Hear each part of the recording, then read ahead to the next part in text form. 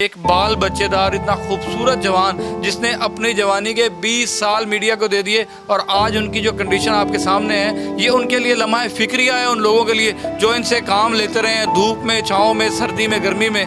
तो आज उस बंदे की कंडीशन देख लें कि आपने कितना ख्याल रखा। हौसला करें बेटे साहब, अल्लाह पाक तो है ना आपके पास। हाँ बेशक अल्लाह का आसरा तो है, मगर बेटा मेरा एक है उसको मैं इस फील्ड में नहीं ला रहा। बीवी शहीद जो है उनके साथ मैंने बिलावल हाउस और कराची के सारे इवेंट कवर किए हुए हैं, मुशर्रफ के साथ कवर किए हुए कराची में, ठीक है, नवाज शरीफ साहब के साथ, मरियम नवाज़, हमज़ा, इनकी पूरी जो इलेक्शन कंपेन होती वो मैं साथ कवर करता रहा हूँ।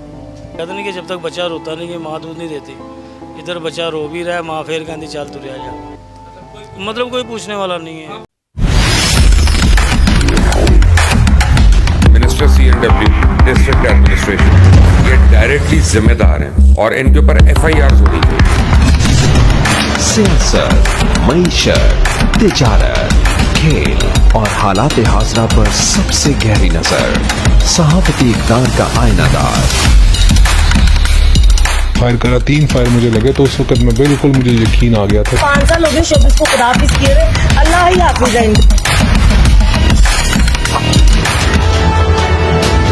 अस्सलाम वालेकुम नाज़रीन, आप देख रहे हैं डेली पॉइंट और मैं हूं बिलाल ज़फ़र।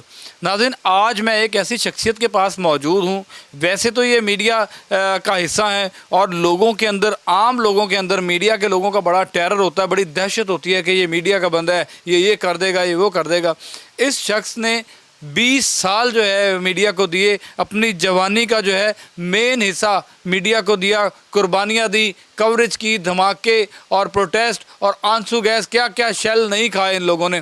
लेकिन आज सूरत हाल ये है कि लास्ट टाइम ये नियो टीवी में जॉब कर रहे थे और उसके बाद डाउन साइजिंग के बाद इनको निकाल दिया गया। इनके छोटे छोटे बच्चे हैं और ये अब ज़िंदगी का गुजर बसर कैसे कर रहे हैं ये आप तक मैं आज पहुँचाऊँगा। और ख़ास तौर पर मेरा पैगाम उन यूनियंस के लिए है जो मीडिया के नाम के ऊपर सियासतदानों की दुम चल्ला बने होते हैं और हर तरह का फ़वाइद जो है ना उनके पास मौजूद होता है, हर तरह का फ़ायदा लेते हैं।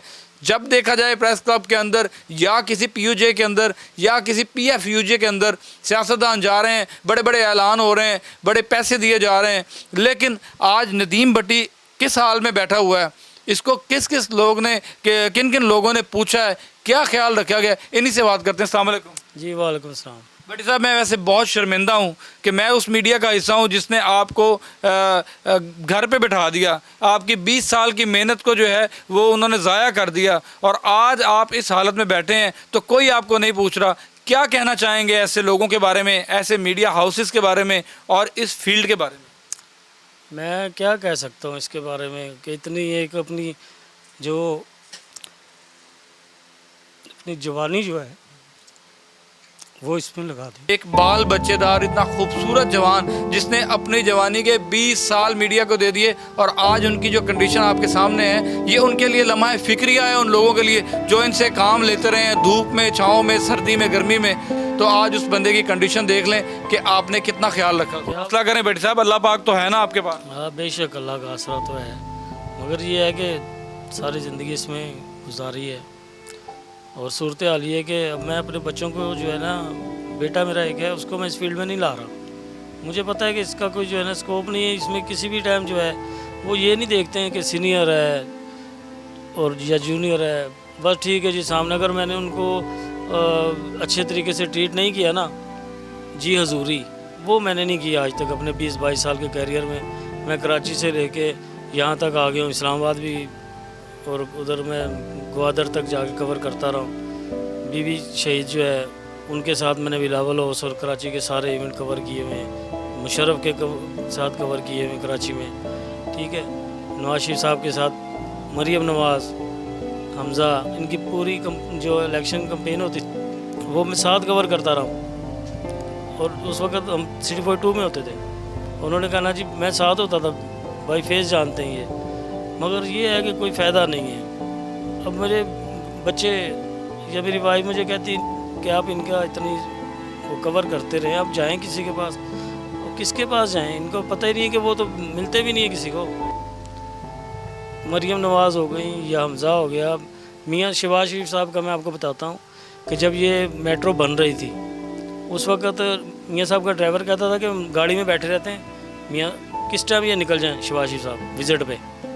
तो इसी तरह हम लोग भी बैग पहन के, वो TVU कहलाता था, आपको भी याद होगा, वो हमारे साथ है सिटी 42 में, मेन पैक जिसको कहते हैं, वो हम कमर में पहन के बैठे रहते थे कि यार किस टाइम किधर निकलना है। और जैसे इन्होंने निकलना, हमने इनसे पहले उधर पहुँचे होना है। और आज भी ऐसे ही है कि कोई भी मिनिस्टर या कोई बड़े से बड़ा या छोटे से छोटा कोई भी इवेंट इनका होता है और ये लोग जाते हैं तो मीडिया वाले पहले उधर पहुँचे होते हैं, चाहे ये 10 मिनट के नोटिस पे क्यों ना वहाँ पे जाना पड़े। तो ये शिवाजी साहब ना बस की ना वो ट्राई ले रहे थे उस वक़्त, कलमा चौक से गाड़ी इन्होंने चलाई है और गजुमता तक लेकर गए, मेट्रो बस पहली दफ़ा। उस वक़्त मैं टीवी पहन के और ना ये शिवाजी साहब बैठे हुए ड्राइविंग सीट पे, उनके साथ शीशे के साथ मैं खड़ा हूँ। मियाँ साहब ने मारी ब्रेक, पीछे वो DC और जितना अमला था ना वो आगे ना आगे गिरने लगे। मियाँ साहब कहते देखी कितने शीशे तानी बाहर ना निकल जाए, मुझे कहते हैं देखी कितने शीशे तानी बाहर ना निकल जाए। मैं कहा नहीं मियाँ साहब मैं पैर फाड़ के खलोता हूँ। तो फिर ये हंसने लग गए। मतलब हम तो इनको किसी जगह छोड़ते ही नहीं है। मरियम बीबी ये दरबार आती थी पीछे अपने हल्के में विज़िट के लिए आई, जब इन्होंने अपनी वालदा की इलेक्शन मुहिम के लिए निकली थी तो मैं इनके साथ होता था। हमजा के साथ भी ऐसे ही साहब था, मियाँ साहब जहाँ जाते थे हम लोग साथ होते थे। मगर वही है कि आपके हाथ में कैमरा है, आप सीट पे हैं तो ठीक है, बाद में तुम कौन थे। ये तो एक सियासतदान आ गए, क्या सहाफ़ती तंजीमों में आपसे आज तक किसी ने आपकी सपोर्ट किया? आज आप 4 से 5 महीने हो गए घर पे बैठे हैं, यहाँ तो तनख्वाह लेने वाले बंदे का जीना मुश्किल हुआ है, आप तो फारिग बैठे हुए हैं। तो क्या किसी ने सपोर्ट करने के लिए कोई पैगाम भिजवाया है, कोई पैसा भिजवाया है? बिलाल साहब कौन किसकी सपोर्ट करता है, बहुत मुश्किल काम है। मतलब कि किसी को किसी ने पैगाम क्या भिजवाना है, अगर हम खुद किसी के पीछे मैं जाके पैगाम भेजता हूँ, पैगाम क्या देता हूँ, जाके मिलता हूँ तो उस वक्त कुछ नहीं होता। तो ऐसे क्या करेंगे, वो खुद ब खुद कैसे आएंगे? कहते नहीं कि जब तक बच्चा रोता नहीं है माँ दूध नहीं देती, इधर बच्चा रो भी रहा है, माँ फिर कहती चल तू आ जा, मतलब कोई पूछने वाला नहीं है। आपको जॉब से निकालने की वजह क्या बनी? हमें तो ये कहा गया जी डाउन साइजिंग हुई है और 1 महीने का नोटिस उन्होंने, मतलब नोटिस क्या, हमें तो वेरी नेक्स्ट डे फारिग कर दिया जब उधर गए, मगर उन्होंने अगले महीने का जो है ना वो नोटिस में वो दे दी।